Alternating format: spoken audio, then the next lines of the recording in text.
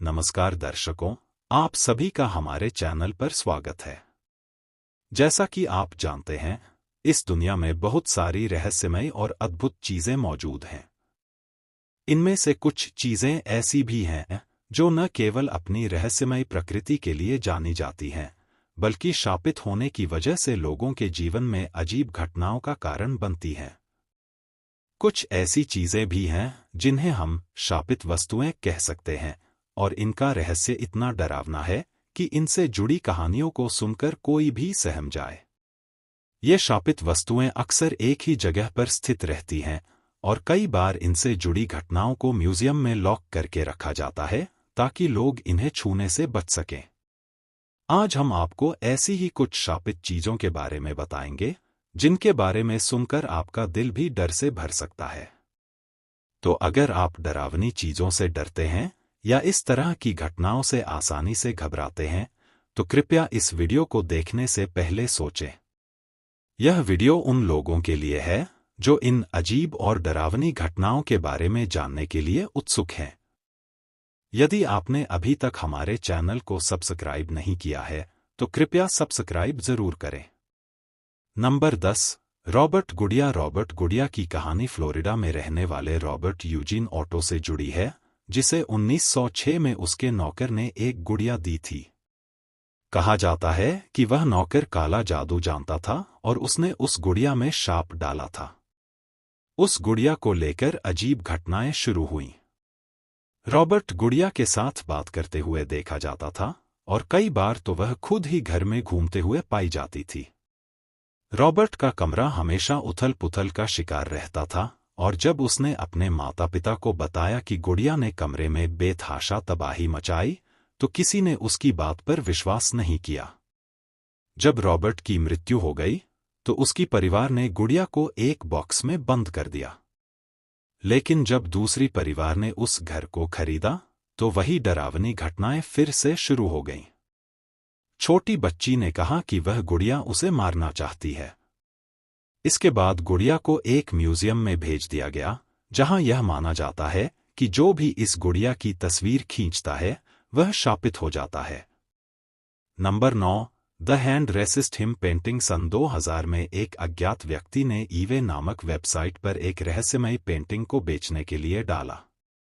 इस पेंटिंग में एक छोटा बच्चा अपनी बदसूरत गुड़िया के साथ खड़ा है, और खिड़की के पीछे से कुछ हाथ दिखाई देते हैं। इस पेंटिंग को द हैंड रेसिस्ट हिम के नाम से जाना जाता है। एक कपल ने इसे खरीदी, और कुछ दिनों बाद उन्होंने दावा किया कि रात में पेंटिंग के पात्र कमरे में घूमते हुए दिखाई देते हैं। यह पेंटिंग न केवल डरावनी है, बल्कि इसे देखने के बाद लोग बीमार भी महसूस करने लगे। एक व्यक्ति ने यह भी कहा कि जब उसने इस पेंटिंग का प्रिंट निकालने की कोशिश की, तो उसका प्रिंटर काम करना बंद कर दिया, लेकिन जब उसने दूसरी तस्वीर ली तो प्रिंटर ठीक से काम करने लगा। इस पेंटिंग की सच्चाई को लेकर आज भी कोई स्पष्ट जानकारी नहीं मिल पाई है, और यह अभी तक एक रहस्य ही बनी हुई है। नंबर 8। जेम्स डीन की कार। जेम्स डीन, जो अपने समय के प्रसिद्ध अभिनेता थे, उनकी कार लिटिल बस्टर्ड के बारे में एक अजीबोगरीब कहानी है। 1955 में जेम्स डीन की कार ने एक भयंकर एक्सीडेंट में उनकी जान ले ली थी। लेकिन यह सिलसिला यहीं नहीं रुका। उनके बाद कार के दूसरे मालिकों के साथ भी एक एक कर ऐसी घटनाएं घटित हुईं, जिन्होंने इस कार को या इसके किसी हिस्से को खरीदा। पहले जॉर्ज बेरिस ने इस कार को खरीदा, और एक वर्कर पर यह कार गिर गई, जिससे उसकी मौत हो गई। फिर 2 अन्य लोगों ने इस कार के हिस्से खरीदे, और एक रेस में दोनों की मौत हो गई। ऐसा माना जाता है कि यह कार शापित थी, और जिन जिन लोगों ने इसे इस्तेमाल किया, उनकी मृत्यु हो गई। Number 7। Blue hope diamond. Blue hope diamond की कहानी एक खतरनाक और शापित हीरे की है, जिसे गोलकोंडा डायमंड भी कहा जाता है। इस हीरे का इतिहास भारत से जुड़ा हुआ है, और यह कहा जाता है कि इसे एक मूर्ति की आंख से चुराया गया था। इस हीरे को चुराने के बाद एक पुजारी ने इसे शापित कर दिया था। इसके बाद इस हीरे के मालिकों के साथ लगातार कुछ न कुछ बुरा घटने लगा। कई राजाओं, व्यापारियों और मशहूर व्यक्तियों के साथ इस हीरे ने ऐसी घटनाएं घटीं कि इसे शापित माना जाने लगा। कहा जाता है कि जिनके पास भी यह हीरा आता, उनका जीवन किसी न किसी रूप में दुखी हो जाता। यह हीरा आज स्मिथसोनियन इंस्टीट्यूशन में रखवाया गया है, जहां उसकी रहस्यमयी कहानी के बारे में हर किसी को बताया जाता है। Number 6, haunted mobile number. यह कहानी एक खौफनाक मोबाइल नंबर की है, जिसे पिछले 10 सालों से लगातार शापित माना जाता है। इस नंबर को सबसे पहले एक मोबाइल कंपनी के सीईओ ने खरीदा था और कुछ दिनों बाद ही उसकी मौत हो गई। इसके बाद नंबर को दूसरे लोगों ने खरीदा और उनका भी वही हाल हुआ। यह मोबाइल नंबर 3 अलग-अलग लोगों के पास था और इन सभी की मौत हुई। यह घटना बुल्गारिया की है और 3 मौतों के बाद इस नंबर को सस्पेंड कर दिया गया। यह शापित नंबर आज भी लोगों के बीच चर्चा का विषय बना हुआ है और इसे लेकर कई अफवाहें फैल चुकी हैं। यहाँ पर मैंने पहले 1000 शब्द लिखे हैं, कृपया मुझे अनुमति दें ताकि मैं अगले 1000 शब्द लिख सकूं। यह शापित चीजों का रहस्य सुनते हुए ऐसा लगता है जैसे हमारे आसपास कोई और दुनिया भी बसती हो, जो हमें नजर नहीं आती लेकिन हम उनके प्रभाव से अनजान नहीं होते। जब हम इन वस्तुओं और घटनाओं के बारे में सोचते हैं तो ऐसा महसूस होता है जैसे हमारे आसपास एक अदृश्य शक्ति काम कर रही हो, जिसे हम समझ नहीं सकते लेकिन उसका डर हमारे दिलों में बैठ जाता है। ये शापित वस्तुएं और स्थान केवल कहानियों का हिस्सा नहीं है, बल्कि यह हमारे समय में भी एक खौफनाक वास्तविकता बन चुकी है। शापित चीजों का इतिहास हमें यह समझाने में मदद करता है कि क्या वास्तव में कोई ऐसी शक्ति है जो इन चीजों के माध्यम से अपनी उपस्थिति महसूस कराती है, या यह सिर्फ हमारे दिमाग की उपज होती है। आपने जो देखा वह केवल शापित चीजों की सूची का एक छोटा सा हिस्सा था। लेकिन इस बारे में अधिक जानने से पहले हमें यह समझना होगा कि क्यों ये चीजें लोगों के लिए खौफ का कारण बनती हैं। जब तक हम इन घटनाओं और वस्तुओं के रहस्यों के बीच में नहीं जाते, तब तक हमें लगता है कि ये केवल अफवाहें हैं या कहानियां हैं। लेकिन जब कोई वस्तु या घटना हमारे सामने होती है और वह हमारे जीवन में अप्रत्याशित घटनाओं का कारण बनती है, तब हमें यह समझ आता है कि कुछ चीजें हमारी समझ से परे हो सकती हैं। आइए हम फिर से इन शापित वस्तुओं के बारे में गहरे विचार करें और देखें कि क्या इनकी असल में कोई शक्तियां हैं या ये केवल एक मानसिक स्थिति का परिणाम है। हर एक कहानी जो आपने सुनी वह अपने आप में एक म्यूजियम जैसी है, जिसमें इन रहस्यमय वस्तुओं की उपस्थिति और घटनाओं के बारे में बहुत सी जानकारियां संग्रहित हैं। अब सवाल यह उठता है कि क्या वाकई यह चीजें हमें नुकसान पहुंचाने के लिए बनाई गई थीं, या हम अपनी डरावनी सोच के कारण इन्हें शापित मान बैठते हैं। इन रहस्यमय घटनाओं के बारे में कुछ चीजें साफ साफ कहने की जरूरत है। उदाहरण के लिए, रॉबर्ट गुडिया की कहानी से जुड़ी हर एक घटना ने यह सिद्ध किया कि कभी-कभी किसी वस्तु का डर या भय हमारे दिमाग में इतना घुस जाता है कि हम उसे वास्तविकता मानने लगते हैं। वही गुडिया जो कभी किसी छोटे बच्चे के हाथों में थी, अब एक शापित वस्तु के रूप में जानी जाती है। इसके अलावा अन्य शापित वस्तुएं और स्थानों के बारे में भी यही कहा जा सकता है कि क्या इनमें सचमुच कोई अदृश्य शक्ति छिपी हुई है, या हमारी कल्पना का हिस्सा बनकर ये चीजें हमारे जीवन में घुस जाती हैं।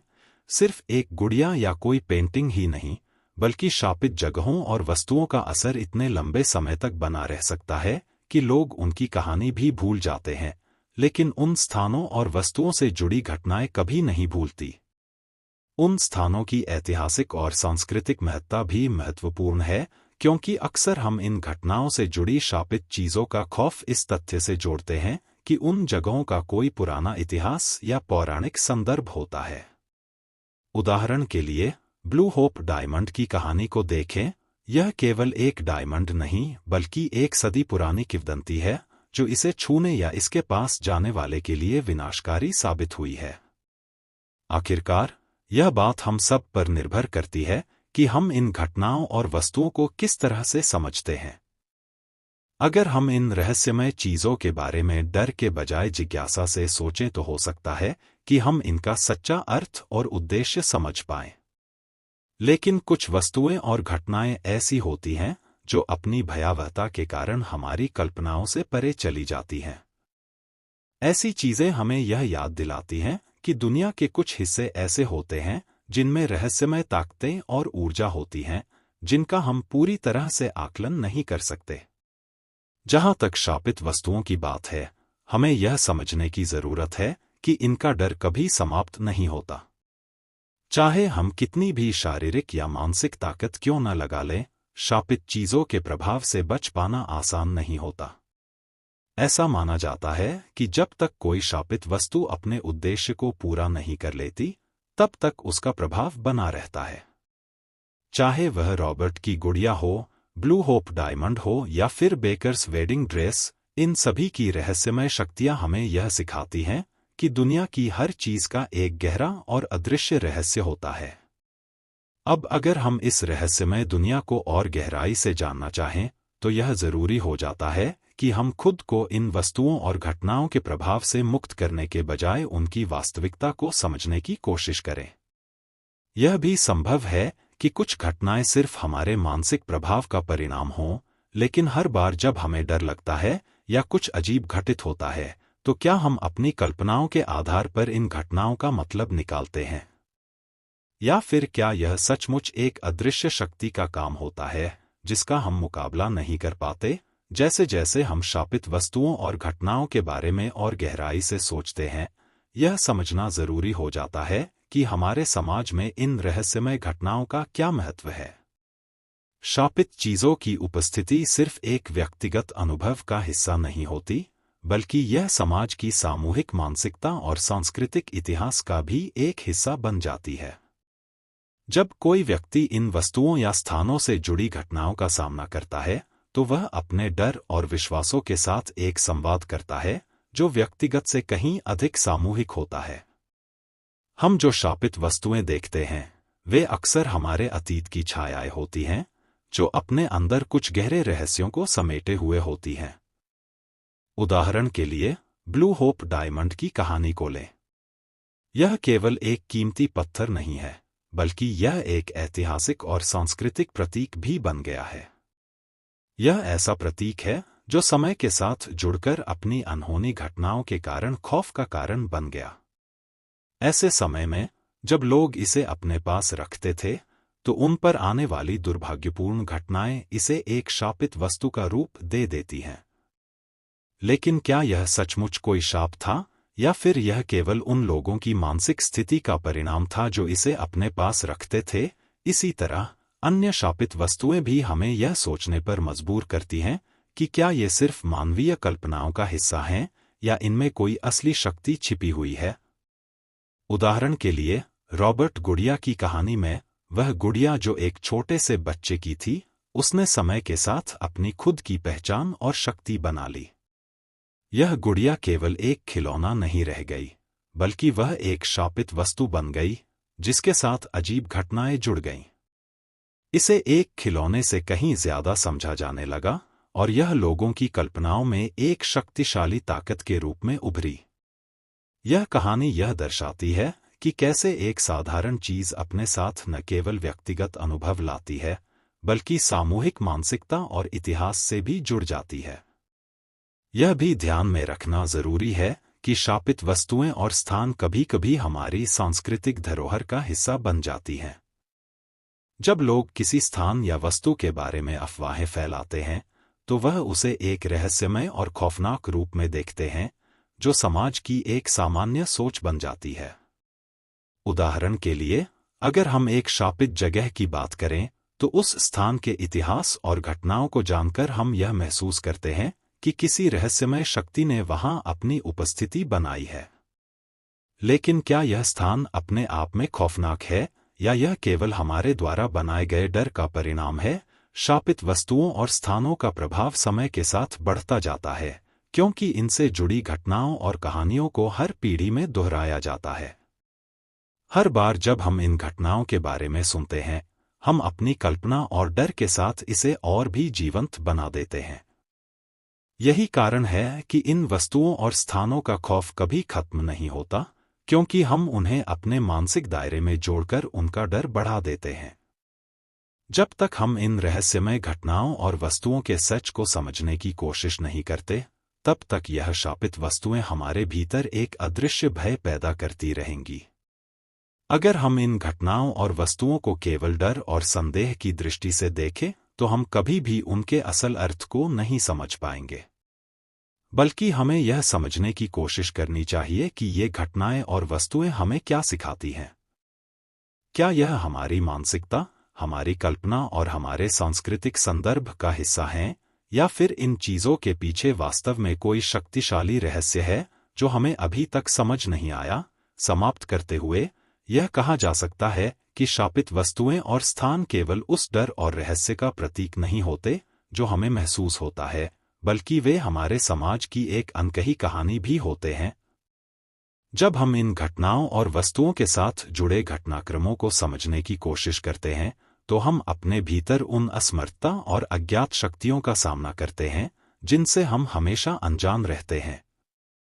शायद यह भय और रहस्य ही इन शापित वस्तुओं और स्थानों को और भी महत्वपूर्ण बना देता है, क्योंकि यह हमें इस दुनिया की उन असाधारण शक्तियों की याद दिलाता है जिनसे हम आमतौर पर नहीं मिलते, लेकिन जिनका प्रभाव हमारी जिंदगी पर पड़ता है। यह समझना कि शापित वस्तुएं और घटनाएं सिर्फ हमारे भय का परिणाम नहीं हैं, बल्कि एक मानसिक और सांस्कृतिक दायरे का हिस्सा हो सकती हैं, हमें इस रहस्यमय दुनिया में और भी गहराई से सोचने पर मजबूर करता है। इस प्रकार, इन घटनाओं और वस्तुओं का वास्तविकता से जुड़ा होना हमारे मन की कल्पनाओं से कहीं अधिक गहरा हो सकता है।